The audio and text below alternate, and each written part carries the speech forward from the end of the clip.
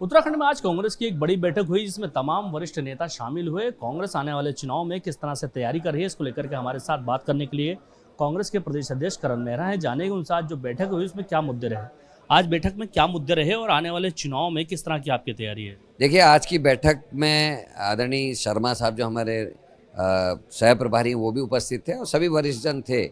और उसमें चुनाव को लेकर, निकाय चुनाव को लेकर एक रणनीति बनाई गई है। किस तरीके से प्रभारी भेजे जाएंगे, कैसे सह प्रभारी बनेंगे, क्या हमारे आगे की गतिविधियां रहेंगी, उन सभी विषयों में विस्तार से चर्चा हुई। केदारनाथ चुनाव को लेकर भी चर्चा हुई है हल्की फुल्की, और संगठनात्मक रूप से हमको किन किन चीज़ों की आवश्यकता है, कैसे हम आगे बढ़ेंगे, उन सभी गंभीर विषयों पर चर्चा हुई है और बहुत फ्रूटफुल वो चर्चा रही है।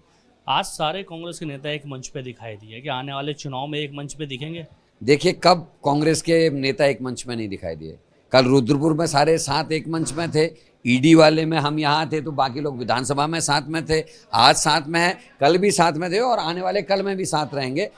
ये तो बीजेपी को देखना चाहिए। आपको बीजेपी को देखो, त्रिवेंद्र रावत मुख्यमंत्री के खिलाफ बोल रहे हैं, तीरथ सिंह रावत मुख्यमंत्री के खिलाफ बोल रहे हैं, निशंक उनके खिलाफ बोल रहे हैं, वो उनके खिलाफ बोल रहे हैं। बड़ी मछली, छोटी मछली, मछली को दाना, कांटे में फंसना, ये तो बीजेपी कर रही है। प्रश्न कांग्रेस से नहीं भाई, ये तो बीजेपी होना चाहिए। एक आपके विधायक भी आप लोगों से नाराज हैं।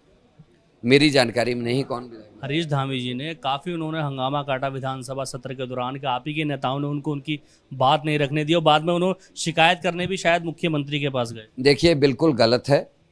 तथ्यों को तोड़ मरोड़ कर दिखाया गया है और यह अन्याय है कांग्रेस के संग हमारे विधायकों के साथ। वो शिकायत करने मुख्यमंत्री के पास नहीं गए थे, वो अपने क्षेत्र के आपदाग्रस्त मामलों को लेकर गए थे। उनके संग हमारे वरिष्ठ विधायक थे और उन लोगों के सामने ये बात हुई और अपने क्षेत्र के कामों के लिए विधायक का अधिकार है वो मुख्यमंत्री से है। जब मुख्यमंत्री कोई होता है, बीजेपी कांग्रेस का नहीं होता, विधायक अपने क्षेत्र का प्रतिनिधि होता है। ये उसका अधिकार है कि अपने क्षेत्र की समस्याओं को, जन सरोकार से जुड़े हुए मुद्दों को मुख्यमंत्री तक लेके जाए, पहली बात। दूसरी बात, कांग्रेस के किसी वरिष्ठ नेता ने उनके संग अन्याय नहीं किया। ये गलतफहमियां हैं, क्योंकि ये सरकार की जिम्मेदारी थी।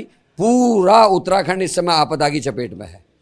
चाहे उत्तरकाशी का मामला ले लीजिए, रुद्रप्रयाग का मामला ले लीजिए, नैनीताल का मामला ले लीजिए, धारचूला का मामला ले लीजिए, बागेश्वर, कपकोट, भराड़ी का मामला ले लीजिए। कौन सा क्षेत्र ऐसा जहां आपदा नहीं आ रही है? और ऐसे गंभीर विषय पर जब नेता प्रतिपक्ष ने डिमांड करी कि हमको इस पर चर्चा का मौका मिलना चाहिए, 30 मिनट का समय, जिसने लोगों की जान लील कर ली हो, जिसने पूरे जोशीमठ को बर्बाद कर दिया, जिसने उत्तरकाशी रुद्रप्रयाग को बर्बाद कर दिया है, केदारनाथ में भी इतनी भयंकर घटना घटी है, उसके बाद इतने गंभीर विषय पर केवल 30 मिनट की चर्चा।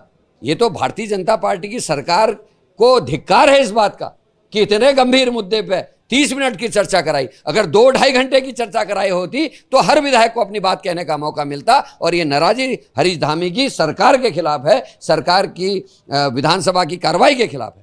अच्छा, एक और सवाल है कि आजकल डेमोग्राफिक चेंज का बड़ा मुद्दा उठ रहा है। क्या उत्तराखंड के अंदर भारी मात्रा में मुसलमान बढ़ गए हैं? देखिए, पोस्टर भी लगने लगे हैं कि देखिए, डेमोग्राफिक चेंज हुआ है बीजेपी में, क्योंकि जब से बद्रीनाथ हारे और मंगलौर हारे, इनको डेमोग्राफिक चेंज रात और दिन वही दिख रहा है, हिंदू मुसलमान के अलावा कुछ दिखता नहीं।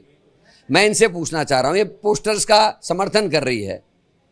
हम ये कह रहे हैं कि संविधान ने जो अधिकार और कर्तव्य नागरिक को दिए हैं भारत के, उसका संरक्षण, उसकी रक्षा करने का, उसका पालन करने की जिम्मेदारी सरकार और प्रशासन की है, जिसमें वो फेल हैं। क्या संत तेरेसा की जो लड़की है 14 साल की, रेप और बलात्कार हुआ, उसमें बोर्ड लगाएंगे? क्या सल्ट में जो घटना घटी उसमें बोर्ड लगाएंगे? क्या ये जो ISBT में 13 साल की लड़की का बलात्कार हुआ उसमें भी बोर्ड लगाएंगे? क्या उत्तरकाशी की उन 4 बहनों का बलात्कार हुआ, आज तक न्याय नहीं मिला, उस पर बोर्ड लगाएंगे? क्या अंकिता भंडारी में पुलकित आर्या और उनके साथियों और VIP का बोर्ड लगाएंगे? किस किस का बोर्ड लगाएंगे साहब? आप डेमोग्राफिक चेंज की बात करते हैं, हर दिन आपके कोई ना कोई कार्यकर्ता का बड़ा कारनामा सामने आ रहा है। कोई गोली लेके इंटरनेशनल बॉर्डर पार कर रहा है, कोई बलात्कार कर रहा है, कोई कुछ कर रहा है। और सरकार क्या कर रही? सल्ट के मामले में 7वें दिन या 8वें दिन मेडिकल हुआ है।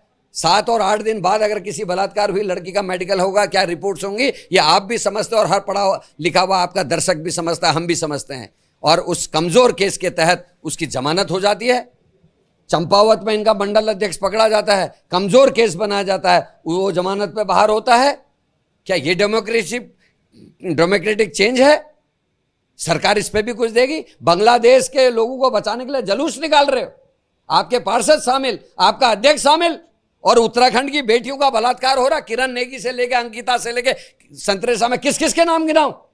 उनकी रक्षा के लिए आप कोई जुलूस नहीं निकालेंगे? आपकी महिला मोर्चा उसमें एक मोमबत्ती जलाने की भी जहमत नहीं उठाएगी? अंकिता का न्याय दिलाने की यात्रा करने वाले करण मेहरा के पुतले जलाओगे चौराहों में?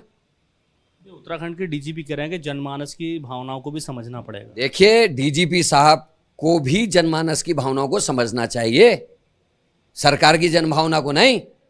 जनभावना ही तो कह रही कि हमको संरक्षण दो, सुरक्षित रखो, हमारी माँ बेटियों की रक्षा करो, अपराधियों को सजा दो। हमारी जनता ही तो कह रही है कि पेपर लीक नहीं होने चाहिए, हाकम सिंह जैसे और पैदा ना हो, इनके मंगलौर के मंडल अध्यक्ष जैसा पटवारी पेपर लीक वाला व्यक्ति पैदा ना हो। इस पर भी तो डीजीपी बयान दे।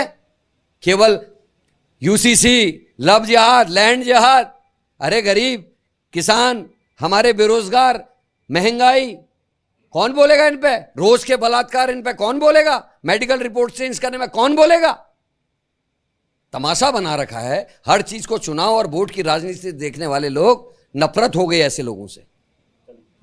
हमारे साथ बात करने के लिए उत्तराखंड कांग्रेस के प्रदेश अध्यक्ष करण मेहरा थे और आज काफी आक्रोशित भी दिखाई दे रहे हैं।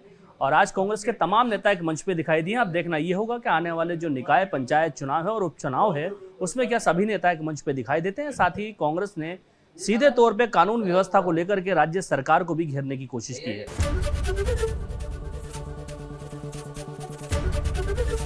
एबीपी गंगा, खबर आपकी, जुबान आपकी।